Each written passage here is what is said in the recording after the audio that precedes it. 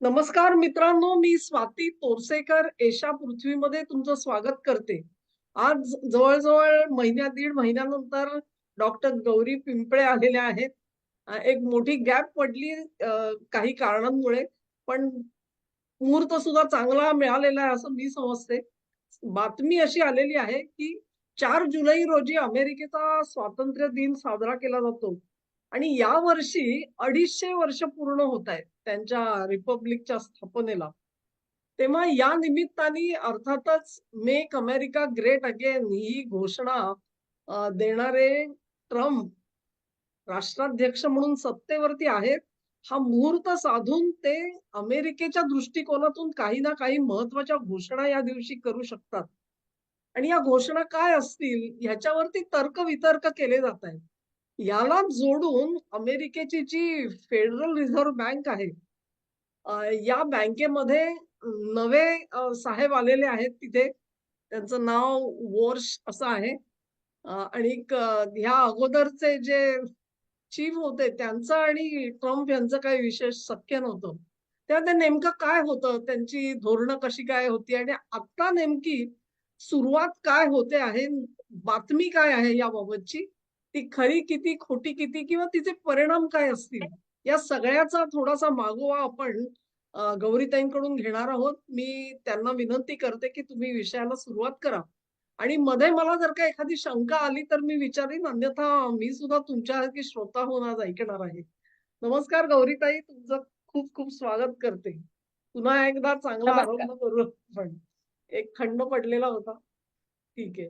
आता ह्या नमस्कार. विषयावरती आम्हाला सांगा, की नेमकं फेडरल रिझर्व्ह बँक जी मॉनिटरी पॉलिसी एक प्रकारे ठरवते अमेरिकेची, तर त्यांनी काय-काय करायचं योजलेलं आहे? आता कसं आहे, सगळ्यात पहिल्यांदा केविन वॉश फेड रिझर्व्हचे चेअरमन झाल्यानंतर सगळ्यात पहिली गोष्ट झाली, की कुठल्याही त्यांचे डिसिजन मेकिंग जे असतात, ते पब्लिक रिलीज ते करत नाहीये. जी डिसिजन मेकिंग केली गेली आहे, ती फक्त फेडरल रिझर्व्ह मध्येच आहे. आता याचं एक उदाहरण सांगते. डॉट प्लॉट अप्रोच त्यांनी बंद केला. डॉट प्लॉट प्लॉट अप्रोच म्हणजे काय? तर फेडरल रिझर्व्ह इंटरेस्ट रेट वाढवणार आहे किंवा कमी करणार आहे, याचा ते एक ग्राफ द्यायचे. आणि त्या ग्राफमुळे काय व्हायचं, फ्युचर कॉन्ट्रॅक्ट्स जे असतात, त्या फ्युचर कॉन्ट्रॅक्ट्स मध्ये पोझिशन घेण्यासाठी त्याचा फायदा व्हायचा. आता डॉट प्लॉट अप्रोच बंद केल्यामुळे फ्युचर कॉन्ट्रॅक्ट्स मध्ये पोझिशन जे घेतात त्यांच्यासाठी आता प्रश्नचिन्ह आहे.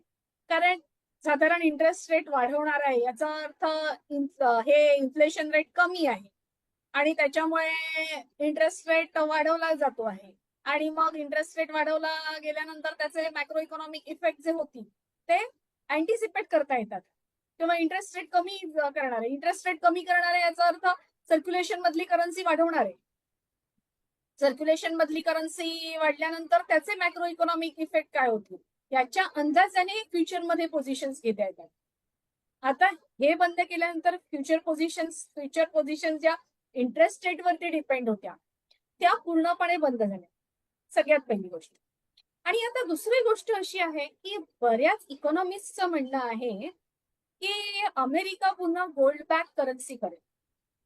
आता अमेरिकेने गोल्ड बॅक काढून टाकला 1971ला, त्यालाही बरीच कारण आहे. पण पुन्हा गोल्ड बॅक करन्सी करेल असं बऱ्याच इकॉनॉमिस्टचं म्हणणं आहे.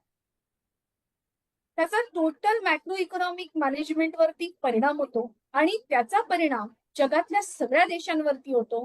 हे जेव्हा तुम्ही करन्सी रेट म्हणण्यापेक्षा गोल्ड बॅक किंवा गोल्ड बॅक नाही, हा जो काही प्रकार होतोय त्याच्यामध्ये हा सगळ्या देशांच्या मॅक्रो इकॉनॉमिक्स वरती परिणाम. कारण करन्सी रेट आणि करन्सी नेट मॅनेजमेंट त्याच्यावरती पूर्णपणे डिपेंड. आता इथे ना, जेव्हा गोल्ड बॅक करन्सी करणारे असं जेव्हा म्हटलं जातं, तेव्हा एक 1944 ते 1971 पर्यंतचा पिरियड हा आपल्या डोळ्यासमोर. हा गोल्ड एक्सचेंज स्टँडर्ड असा हा पिरियड होता. त्याच्यामध्ये गोल्ड एक्सचेंज स्टँडर्ड मध्ये आपल्या आधीच्या व्हिडिओमध्येही आपण बोललो होतो की ब्रेटन वूड्स सिस्टम अस्तित्वात आली 1945ला. त्याच्यामध्ये अमेरिकी डॉलर हा सोन्याशी निगडीत केला गेला आणि बाकीच्या करन्सी डॉलरशी पेक केल्या गेल्या. पेक टू डॉलर झाला. Dollar is peg to gold and other currencies are peg to dollar. पण त्याच्यामध्ये असं ठरलं की डॉलरचा जसा रेट फिक्स झाला होता, $35 छापायचे कधी, जेव्हा अमेरिका 1 अंश सोनं वापरणार तेव्हा. हा रेट ठरलेला होता आणि तसाच सगळ्या देशांच्या करन्सीचा फिक्स एक्सचेंज रेट ठरलेला होता. सोन्याचा आणि डॉलरचा दर ठरलेला आहे, बाकीच्या देशांचा आणि अमेरिकेच्या डॉलरचा दर ठरलेला आहे. आणि या दराने करत असताना अमेरिकेकडे सुरुवातीला ट्रेड सरप्लस असलेली अमेरिका ट्रेड डेफिसिट मध्ये जायला लागली आणि बाकीच्या देशांनी जेव्हा फिक्स रेट होता तो चेंज करून मॅनिप्युलेशन करायला सुरुवात केली, त्याच्यानंतर अमेरिकेचा ट्रेड डेफिसिट वाढत गेला आणि त्याच्यावरचा उपाय म्हणून तितकं सोनं त्यांच्याकडे जमा न करता अमेरिकेने थेट आता डॉलर सोन्याशी निगडीत नाही असं जाहीर केलं. पण त्याच्या आधीची पार्श्वभूमी बघूया, कारण तेव्हा आत्ता जितका आपण जिओ पॉलिटिक्सचा विचार करतो किंवा जिओ इकॉनॉमिक्सचा विचार करतो, तेव्हा सगळे देश एकमेकांशी जवळजवळ प्रत्येक व्यापारी करारामध्ये बांधले गेलेले आहेत, सगळेच देश 1990 नंतर. पण जेव्हा 1944ला ब्रेटन वूड्स सिस्टम अस्तित्वात आली, तेव्हा मोठे देश कोणते होते की ज्यांचे व्यापारी करार मोठे होते? अमेरिका, युके, फ्रान्स, जर्मनी आणि 60 नंतर जपान. एवढे ठराविक देश होते. आणि त्याच्यामुळे झालं असं, फ्रान्सचं जेव्हा ट्रेड डेफिसिट अमेरिकेबरोबर, सॉरी ट्रेड डेफिसिट नाही, अमेरिकेचं ट्रेड डेफिसिट, फ्रान्सचं जेव्हा ट्रेड सरप्लस झालं, त्यांनी काय केलं, डॉलर गोळा केले. डॉलर गोळा केल्यानंतर अमेरिकेकडे गेले आणि त्यांना सांगितले आम्हाला सोनं द्या. आणि फ्रान्सने डॉलर कन्व्हर्टिबल टू गोल्ड होते याचा वापर केला. जर्मनीकडे दुसऱ्या महायुद्धानंतर सोनं अजिबात नव्हतं, कारण वर्षाच्या तहामध्ये पैसायचा खरं तर जर्मनीवरती अन्यायकारक तह होता, त्याच्यामध्ये सोनं जर्मनीकडून काढून घेतलेलं होतं, त्यामुळे जर्मनीकडे कोणतंही सोनं नव्हतं. पण अमेरिकेबरोबरचे ट्रेड सरप्लसमुळे जमा झालेल्या डॉलरमुळे जर्मनीने 3,500 टन अमेरिकेकडून सोनं विकत घेतलं, म्हणजे कन्व्हर्टिबल टू गोल्ड. मग जेव्हा हा गोल्ड एक्सचेंज स्टँडर्ड अस्तित्वात असतो, तेव्हा सरप्लस असलेला देश डेफिसिट असलेल्या देशाकडून सोनं घेऊ शकतो आणि मग त्याचा फायदा सरप्लस असलेल्या देशाला होतो. बरं, हे कंटिन्यू राहतं का? तर तसं नाहीये. ज्या देशाकडे आता सरप्लस आहे, आपण उदाहरण जर्मनीचं घेतलं, पण जर्मनीकडे आता सरप्लस आहे, तर जर्मनीकडे सरप्लस जेव्हा आहे तेव्हा जर्मनीने गोल्ड विकत घेतला, याचा अर्थ जर्मनीकडे इन्फ्लेशनरी प्रेशर येणार. इन्फ्लेशनरी प्रेशर आले, एक्स्ट्रा डॉलर झाल्यानंतर जर्मनीच्या वस्तू महाग होणार आणि अमेरिकेच्या स्वस्त होणार. मग तो व्यापार उलटा होतो. मग काही कालांतराने अमेरिकेकडे ट्रेड सरप्लस जाईल आणि मग अमेरिका पुन्हा जर्मनीकडचं सोनं घेईल, असा याचा मॅक्रो इकॉनॉमिक बॅलन्सचा हा सिंपल फंड आहे. पण इथे झालं असं, सगळेच देश ट्रेड सरप्लस मध्ये गेले, अमेरिका स्वतः ट्रेड डेफिसिट मध्ये गेली आणि जे देश ट्रेड सरप्लस मध्ये गेले त्यांनी डॉलर इज कन्व्हर्टिबल टू गोल्डचा फायदा करून घेतला. त्यांनी स्वतःकडे सोनं जमा केलं. 20,000 मेट्रिक टन असलेलं, दुसऱ्या महायुद्धानंतर 20,000 मेट्रिक टन असलेलं सोनं अमेरिकेचं 8,000 मेट्रिक टन पर्यंत गेल्यानंतर निक्सन यांना जाहीर करावं लागलं की नाही बाबा, आता काही हा डॉलर सोन्याशी निगडीत नाही. पण त्याचं मुख्य कारण हे होतं की हा जो ट्रेड इम्बॅलन्स होता तो मॅनेज करणं होत नव्हतं, आणि मॅनेज करणं होत नव्हतं म्हटल्यानंतर त्यांनी फार वेगळा फंडा शोधून काढला की जाऊ दे, आता डॉलर सोन्याशी निगडीत नाही. पण डॉलर सोन्याशी निगडीत नाही म्हटल्यानंतर बाकीच्या करन्सी ज्या होत्या, ज्या डॉलर बरोबर निगडीत केल्या होत्या, त्या अचानक फ्लोटिंग रेटला गेल्या, मार्केट फोर्सेस. आणि मग मार्केट फोर्सेस म्हटल्यानंतर मॅक्रो इकॉनॉमिक्स प्रमाणे एखादी मॉनिटरी सिस्टम मॅनेज करणं हेही कठीण होतं. मग क्रॉलिंग पेग आलं, मग अजून काही रिव्हॅल्यू केल्या गेल्या, बरेच काही प्रकार झाले, कोणाचाच कंट्रोल नाही. आणि त्याच्यानंतर कोणाचाच कंट्रोल नाही म्हटल्यानंतर 73 ते 81 अमेरिकेमध्ये एक मोठं रिसेशन होतं.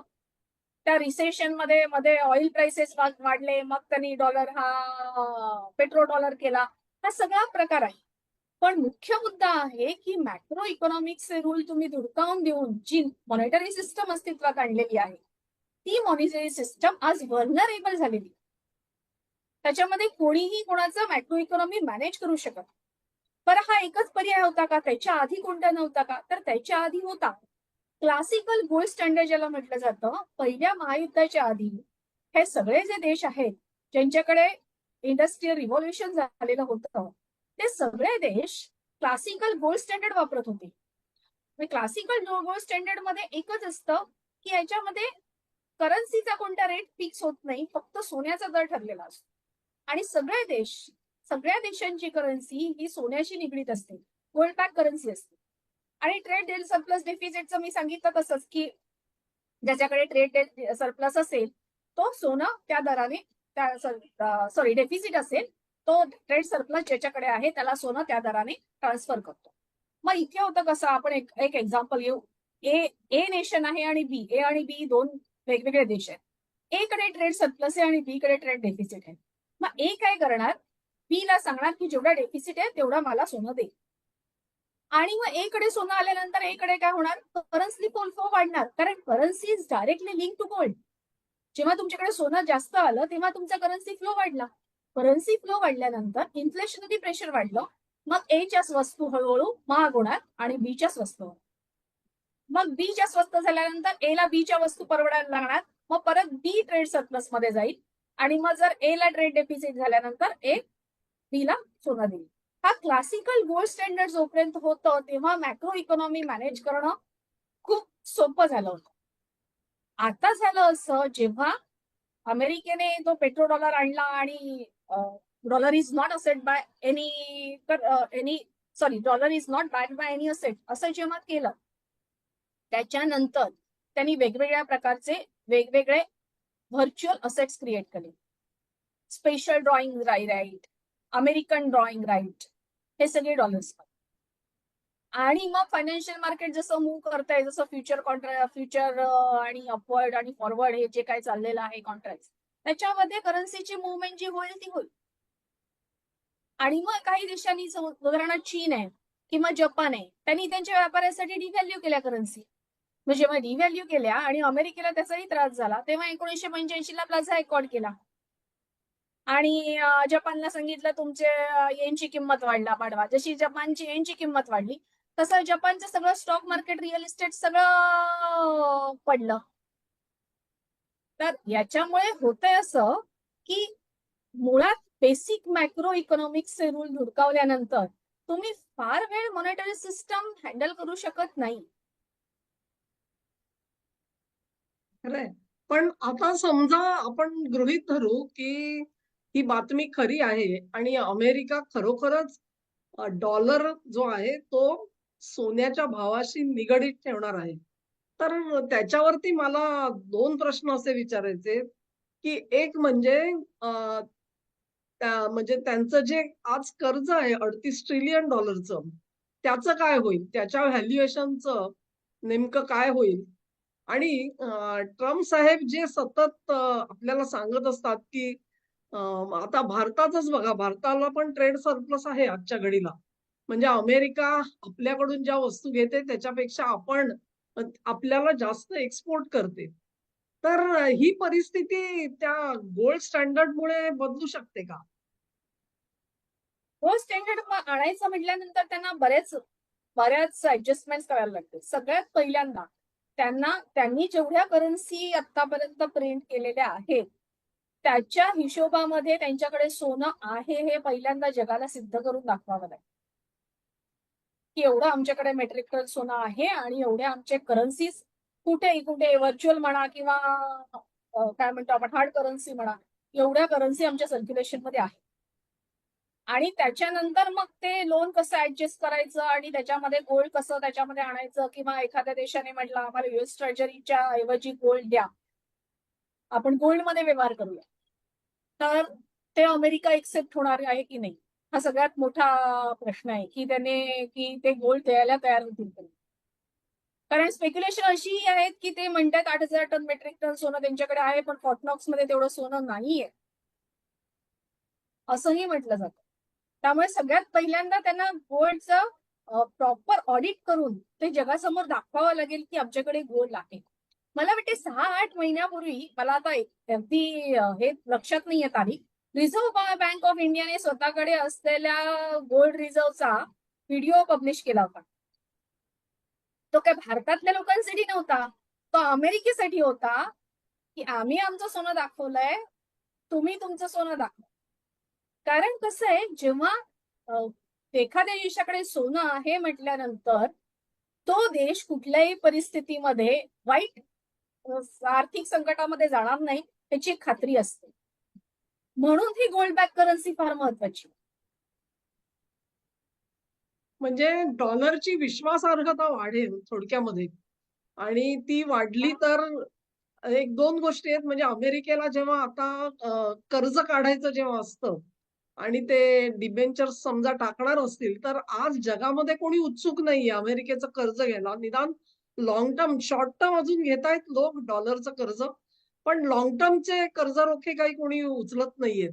तर अशी विश्वासार्हता त्यांना एस्टॅब्लिश करता आली, तर कदाचित लोक पुन्हा एकदा डॉलरमध्ये गुंतवणूक करतील कर्जरोखे म्हणून. आणि मग त्यांची आर्थिक परिस्थिती कदाचित सुधारू शकेल. तर ही गोष्ट खरी आहे का मग? अगदी अगदी खरी म्हणता येणार नाही, कारण त्यांचे जे चीन बरोबरचा ट्रेड डेफिसिट त्यांचा बघितला तर एवढा हां, मोठ्या प्रमाणावर आहे. हां, ते ट्रेड डेफिसिटसाठी काय करणार आहेत हा सगळ्यात पहिला मुद्दा आहे. ते हां. सोनं देणार आहेत का? हं. सोनं देणार असतील तर बॅलन्स शीट लवकर क्लिअर होतील, इझिली क्लिअर होतील. पण ते म्हणतील फियाट करन्सीज घ्या, तर फियाट करन्सीला तेवढी व्हॅल्यू राहिलीच नाही. आणि जेव्हा सोन्याची किंमत वाढते, जेव्हा तुम्ही $35 पर औंस ठरवले होते 1944 मध्ये, ते 44 आज मध्ये. जवळजवळ $4,500 पर औंस झालाय. एवढा डॉलर ऑलरेडी डेप्रिशिएट झालेला आहे. तो तुम्ही त्या रेटला डिव्हॅल्यू करणार आहे का? हां. सगळ्यात पहिला मुद्दा हा आहे, तो तुम्ही त्या रेटला डिव्हॅल्यू करणार आहे का? आता तुम्हाला इथे एक गंमत सांगते. क्लासिक गोल्ड स्टँडर्ड होता पहिल्या महायुद्धाच्या आधी. त्याच्यानंतर सगळ्यांचेच मॅक्रो इकॉनॉमिक कोलमडून पडलं, कारण पहिल्या महायुद्धामध्ये सगळ्याच देशांनी वाटेल तशा करन्सी छापल्या युद्धासाठी पैसा हवा म्हणून. दुसऱ्या महायुद्धाच्या वेळेसही तसं झालं. पण पहिल्या महायुद्धापासून दुसऱ्या महायुद्धाचा काळ होता तेव्हा डॉलर 20.75 पर औंस सोनं होतं. ते $35 पर औंस पर्यंत गेलं, कारण 1920 ते 1930 या काळामध्ये साधारण त्या सगळ्या युरोपीय देशांनी आणि अमेरिकेने गोल्ड एक्सचेंज स्टँडर्ड एक्सेप्ट केला. आणि मग म्हणून रेट ठरवायचे असं ठरलं. ते रेट ठरवायचे असं ठरल्यानंतर सोनं रिव्हॅल्यू करायला हवं. $20 पर औंस एवढी त्या डॉलरची किंमत नाहीये. डॉलरची किंमत कमी झालीये. मग ते कसं करणार? तर असं म्हटलं जातं की रुझवेल्ट सकाळी उठायचे आणि मॉर्निंग टी किंवा मॉर्निंग कॉफीच्या वेळेस सांगायचे की आज सोन्याची किंमत 20 सेंटनी वाढवा. दुसऱ्या दिवशी सांगायचे आज सोन्याची किंमत 75 सेंटनी वाढवा. असं करत करत काहीतरी 20-21 दिवसात ती $35 पर औंस पर्यंत गेली. म्हणजे पहिल्या आणि दुसऱ्या महायुद्धाच्या मधल्या काळातही हे जे युरोपीय देश आणि अमेरिका आहे, ती फार वेगळ्या आर्थिक संकटाला सामोरी गेली होती, कारण 1929 ची महामंदी. त्या महामंदीची सुरुवात इकडे झाली होती फ्रान्स आणि जर्मनीमध्ये, आणि हळूहळू करत ते अमेरिकेकडे गेलं आणि ते वाढत गेलं. आणि ते अमेरिकेला हँडल करणं मुश्किल झालं. म्हणजे जर्मनीच्या वर्सायच्या तहाने जर्मनीवरती त्या अटी लादल्या होत्या. त्यामुळे सगळ्यात पहिल्यांदा जर्मन फ्रँक जो पडला, तो पडला म्हणजे किती पडला? 4 ट्रिलियन मार्क माय गॉड. पर डॉलर इतका पडला. म्हणजे जर्मनीची अर्थव्यवस्था सगळ्यात पहिल्यांदा कोसळली, आणि नंतर मग ते सगळीकडे पसरत कॉन्टेजियस इफेक्ट सारखं ते सगळीकडे पसरत गेलं. आणि मग त्यांना तो डिसिजन घ्यावा लागला. म्हणजे तेव्हाही त्यांना मॅक्रो इकॉनॉमिक मॅनेजमेंटसाठी डिसिजन दिले आहेत. हे आत्ताच घडतंय किंवा आधी कधी घडलं नव्हतं असा प्रकार नाहीये. पण आत्ताचा पिरियड खूप मोठा निघून गेलाय. 44 ते 71 ते होतं, ते चाललं होतं, ते तोडून 71 पासून आतापर्यंत 2026 पर्यंत हा जो काही गोंधळ आहे, तो म्हणजे मला नाही वाटत आहे एका रात्रीत मॅनेज होऊ शकेल. बरोबर आहे. पण म्हणजे आता ही जी बातमी लोक काही सांगतायत, की अशा प्रकारे डॉलर हा सोन्याच्या किमतीला बांधून घेतला जाईल म्हणून. पण त्या दृष्टिकोनातून ट्रम्पची जी सध्याची टीम आहे, त्यांच्याकडून गेल्या म्हणजे आता जानेवारी 25 मध्ये सत्तेवरती आले तेव्हापासून काहीतरी स्टेटमेंट बघितलीत का आपण? खुद्द ट्रम्पची असेल किंवा त्यांचे फायनान्स सेक्रेटरी जे कोण ट्रेजरी सेक्रेटरी म्हणतात, असं काही आपण बघितलं का या सगळ्या काळामध्ये? हो, त्याचे फायनान्स हा सेक्रेटरी स्कॉट बेझंट आहेत. हा. त्यांनी पदाचा कार्यभार घेतल्यानंतर जेव्हा टकर कार्लसनला मुलाखत दिली होती, त्या मुलाखतीमध्ये त्यांनी त्याचं सुतोवाच केलंय की अमेरिकेला गोल्ड स्टँडर्ड एक्सेप्ट करावा लागेल म्हणून. अरे वा. आता ते कधी करतील, कसे करतील हे माहित नाही, पण स्कॉट बेझंट यांचं वैशिष्ट्य असं आहे की ते इन्व्हेस्टमेंट बँकर म्हणून जेव्हा ओळखले जातात तेव्हा त्यांना गोल्डमॅन म्हणतात. कारण त्यांचा मुळात स्वतःचा कल हा सोन्यामध्ये इन्व्हेस्टमेंटचा आहे. अच्छा. त्याच्यामुळे Scott Bessent he himself is Goldman. त्यामुळे होऊ शकतं की ते हळूहळू पण स्टेप बाय स्टेप त्यांना आधी त्या स्टेप घ्याव्या लागतील. त्याच्यासाठी काय नक्की करायचंय, व्हर्च्युअल असेट्सचं काय करायचंय, कारण आता व्हर्च्युअल असेट हा पण प्रकार आहे. कारण आता फायनान्सच्या आपण म्हटलं तर एक आपण वेब डिझाईन केलं तर एवढी मोठी वेब होईल की कोणाला कुठे आणि कसं ठेवायचं आणि कोण कोण किती प्लेयर्स आहेत. पहिल्या दुसऱ्या महायुद्धाच्या वेळेस किंवा पहिल्या महायुद्धाच्या आधी आणि पहिल्या आणि दुसऱ्या महायुद्धाच्या मध्ये प्लेयर्स कमी होते. इतक्या मोठ्या प्रमाणावरती हा फायनान्स वेब वाढलेला नव्हता. आज परिस्थिती अशी इतकं गुंतागुंतीचं जाळं झालेलं आहे की त्याच्यामध्ये त्यांना बऱ्याच विषयावरती क्लॅरिफिकेशन द्यावे लागतं. व्हर्च्युअल असेटचं काय करणार, युएस ट्रेजरीचं काय करणार, एसडीआरचं काय करणार, एडीआरचं काय करणार, फ्युचर कॉन्ट्रॅक्ट मध्ये काय रिस्ट्रिक्शन आणणार. म्हणजे हा जो निर्णय आहे तो अक्रॉस द बोर्ड प्रत्येक फायनान्शियल इन्स्ट्रुमेंटला धक्का देऊन जाणार आहे आणि त्याचा पूर्ण विचार केल्याशिवाय त्यांना हे पाऊल टाकता येणार नाही असं दिसतंय एकंदरीत. म्हणजे कदाचित मला असं वाटतं की ते खरोखर त्यांना करायचं असेल तर ते नुसता सुतोवाच करतील आणि पुढल्या 12 महिन्यात आम्ही प्रिपरेशन करून मग इम्प्लिमेंट करू वगैरे असं काहीतरी सुद्धा येऊ शकेल राजकीय दृष्ट्या. आणि दुसरं मला एक आठवतंय ते ट्रम्प सत्तेत आल्यापासून ते सारखे म्हणायचे की फोर्ट नॉक्स मध्ये ऑडिट करा, फोर्ट नॉक्स मध्ये ऑडिट करा, मला स्वतःला तिथे जायचंय आणि त्याचं म्हणजे लाईव्ह रेकॉर्डिंग लोकांना बघू देत मी जेव्हा जाईन तिथे. तर त्या फोर्ट नॉक्स मध्ये असं म्हणतात की अमेरिकेचा सोन्याचा साठा ठेवलेला होता. ते गेल्या 1.5-2 वर्षामध्ये ते सगळं चट्टम मारती झाले. म्हणजे काय त्याचा काही आवाजच नाही मुळी. आणि ट्रम्प साहेब म्हणतच नाहीत की मला फोर्ट नॉक्सला जायचंय. म्हणजे तिथे नेमकी काय पंचायत झालेली आहे हे त्यांच्या टीमनी सांगितलंय की काय? काय अंदाज नाही. पण या फोर्ट नॉक्सची एक गंमत सांगते की 1929 ची महामंदी जेव्हा आली अमेरिकेमध्ये आणि त्याच्यामधून बाहेर पडण्यासाठी निर्णय घेतले गेले तेव्हा तोपर्यंत रुझवेल्ट राष्ट्राध्यक्ष झाले होते.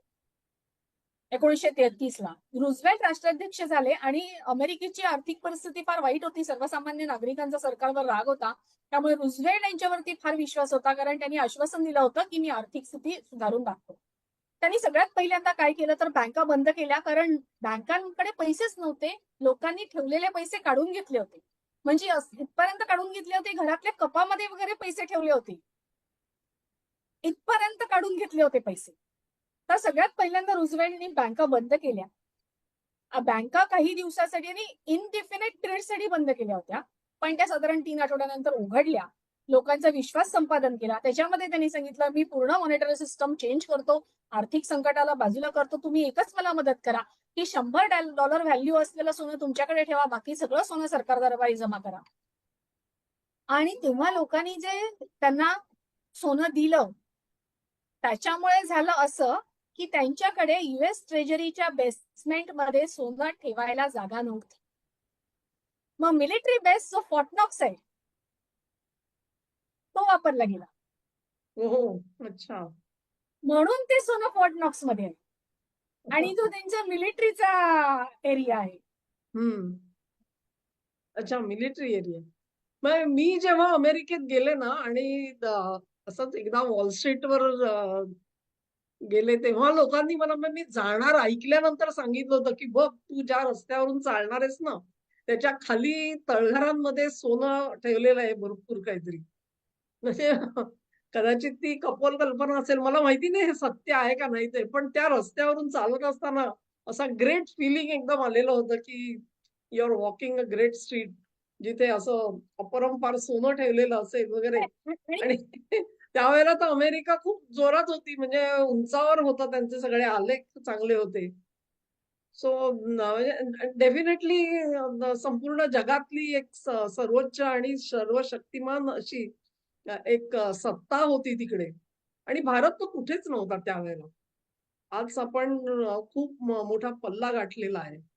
तर ते असे आहे हे दिवस म्हणजे वेगळे. आता ट्रम्प साहेब काय करतील माहिती नाही.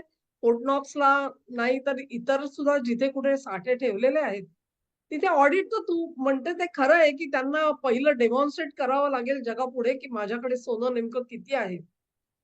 आणि मग ते सांगितल्यानंतरच म्हणजे ती जी काही प्रोसेस समजा डिक्लेअर झाली 4 जूनला, तर पुढे ती जी कुठची टीम नेमली जाईल, त्यांच्यासमोर it's a daunting task for them मला वाटतं.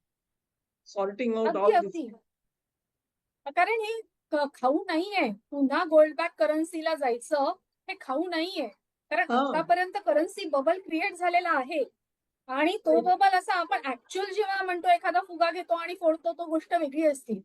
हा बबलला हात लावायचा म्हटल्यानंतर तुमच्या स्टॉक एक्सचेंज वरती परिणाम होणार आहे, तुमच्या रिअल इस्टेट सेक्टरवरती परिणाम होणार आहे. त्याच्यानंतर अकॉर्डिंगली काही सेक्टर्स मधले ले ऑफ होणार आहेत, अनएम्प्लॉयमेंट रेट वाढणार आहे. आणि या सगळ्याला सामोरं जायचंय आणि याचं प्रिपरेशन करून त्यांना गोल्ड बॅक करन्सी करावी लागेल. नाही आणि जे बँकांनी कर्ज दिलेलं आहे त्याचे पण प्रश्न आहेत ना. म्हणजे अशा पद्धतीने जर का रिअल इस्टेट गेली किंवा स्टॉक मार्केटमुळे आजच्या घडीला काय शेअर्सची किंमत इतकी म्हणून त्यांना एवढं कर्ज दिलं जातंय म्हणजे एलिजिबिलिटी वगैरे त्यांनी वाढवून घेतली. त्या सगळ्याचं काय होणार? हे सुद्धा प्रश्न तयार होतील मग.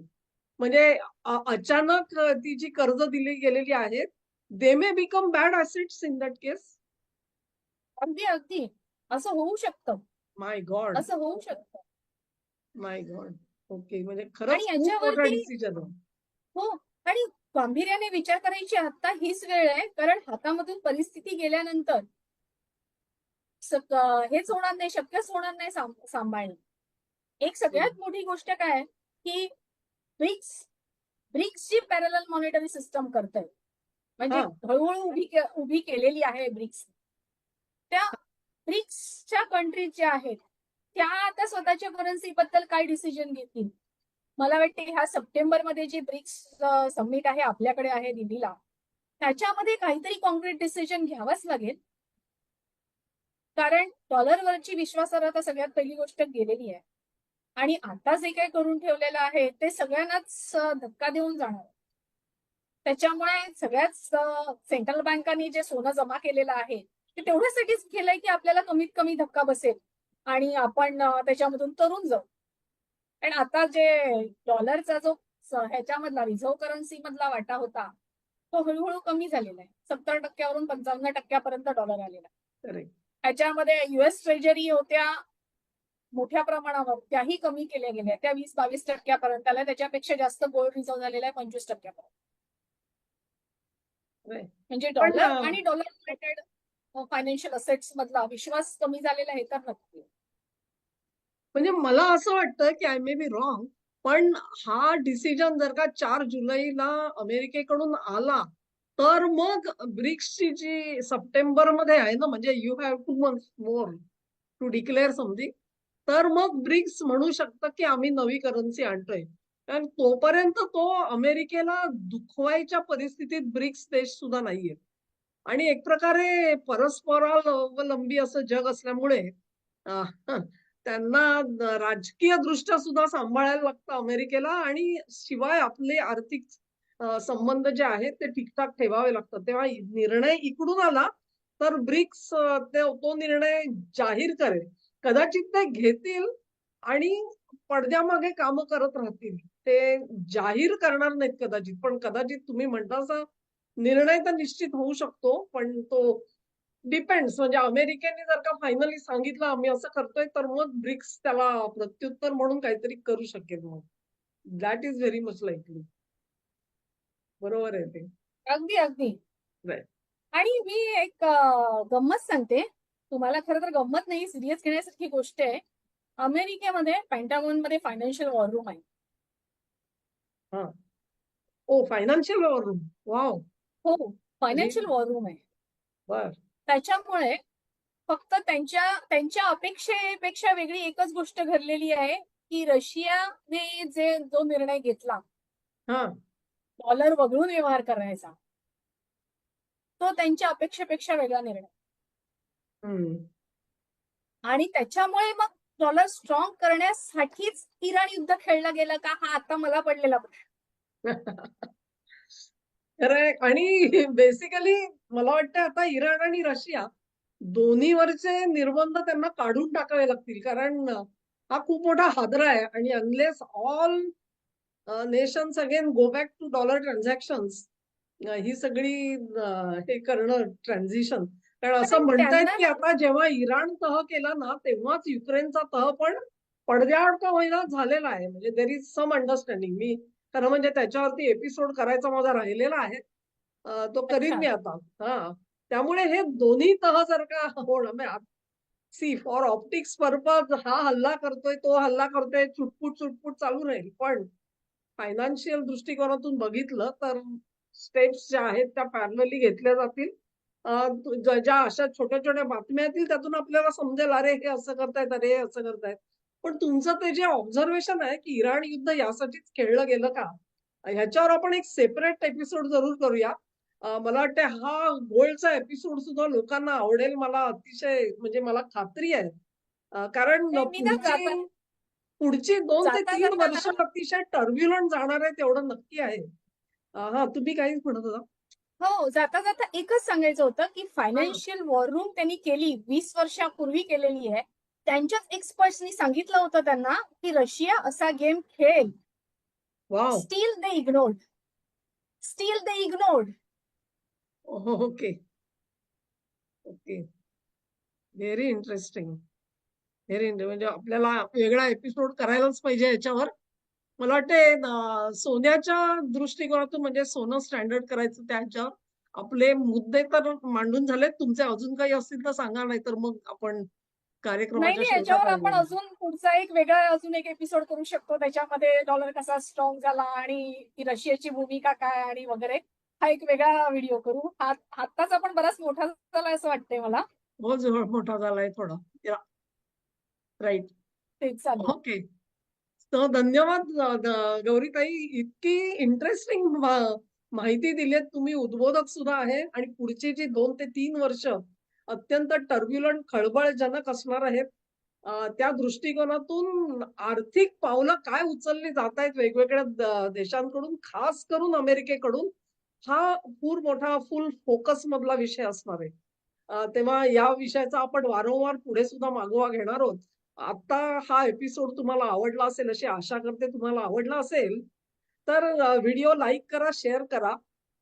दोन्ही चॅनेलवरती, गौरीताईंचा चॅनेल आहे गौरीनॉमिक्स आणि माझा एशा पृथ्वी, दोन्हीकडे तुम्हाला लाईक करायचंय, शेअर करायचंय आणि चॅनेलला सबस्क्राईब करायचंय. तुमच्या सहकार्याबद्दल धन्यवाद आणि गौरीताईंचे खास आभार. आज पुन्हा एकदा 1.5 महिन्यांनी जो काय आमचा शुभारंभ झालेला आहे तो आता आम्ही कंटिन्यू ठेवू, असं आश्वासन देते. चला, नमस्कार. धन्यवाद.